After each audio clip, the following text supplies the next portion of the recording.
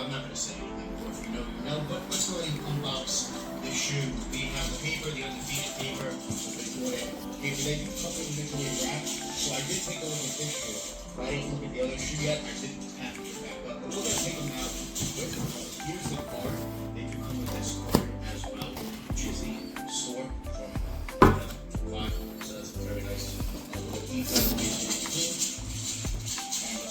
Unbox these up. I'm going to tell you guys right now, resell, we'll talk about the prices because these are certainly funded, and I mean funded in price, which was to be expected, in my opinion, with how many pairs they made. It seems like they made a good amount of stock. However, I do anticipate this season, they could go up the price. And I'll give you guys my thoughts, my opinions. Even though we're in a deadline, this thing will be not going up the price. I'll still be back.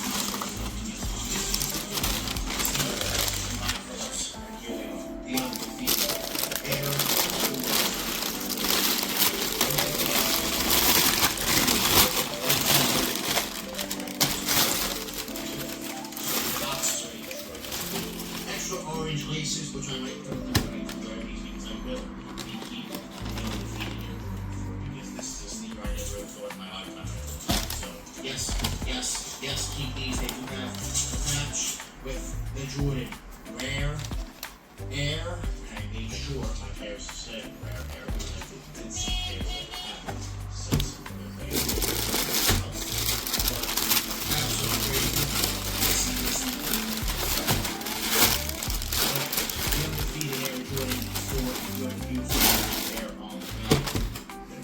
Camera's doing a pretty good job of the color, I would say. I've seen a lot of videos, some people's, the camera's not doing a good job. I would say my camera here is doing a pretty good job of the color. So, very nice. This is apparently what it's supposed to be back in 2005. I watched the whole interview. I do recommend watching that with Complex, so I do recommend watching that interview because it was really good. And we talked about samples of the undefeated 4, the M&M Air Jordan 4 being the actual first undefeated sample, one of the early undefeated samples. Myself, and that became the M&M Air Jordan 4. But this became, of course, the undefeated. They went with the olive tone because of the jacket and the military theme at the time. If you know, you know.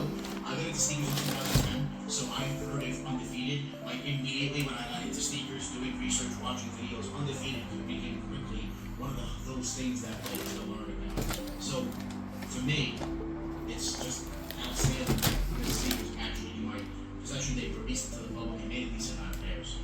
They definitely have. We do have the orange on the inside, which is nice to see. Undefeated in there as well. On the inside, you have the insole with a olive Nike Air. It's a Nike Air full of those for a second. But then you do have the midsole, and then you do have the orange there on the inside.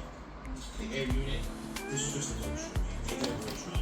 I do think that the colorway is clean right here in the back instead of the Jumpman, which I understand them changing it up. I'm not mad at it. I get it. It don't matter to me personally. It's not a big deal. So I do like Nike Air. I like the Jumpman. I like both. It don't really matter to me personally what's on the back so much. I know some people it matters so much. For certain shoes, I get it, but for the most part, I don't really care personally. So yeah, I do prefer the Nike Air most of the time. So we do have it, so that's a bonus for me in my opinion. But just my thoughts. I'm a huge fan of the undefeated Air Jordan 4. I always have been, and the fact that they actually released them is crazy. Now, retail is $230. Everyone that bought them paid around $250, $260, even $270 for them at retail. But depending on retail, tax, shipping, and the way you got them, where you brought them from.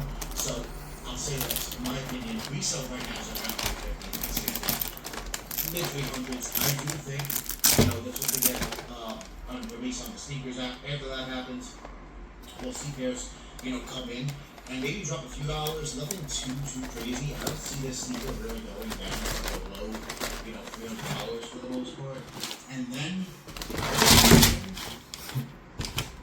in my opinion, I'm gonna call it. This might be a crazy haul in some of your guys' opinion.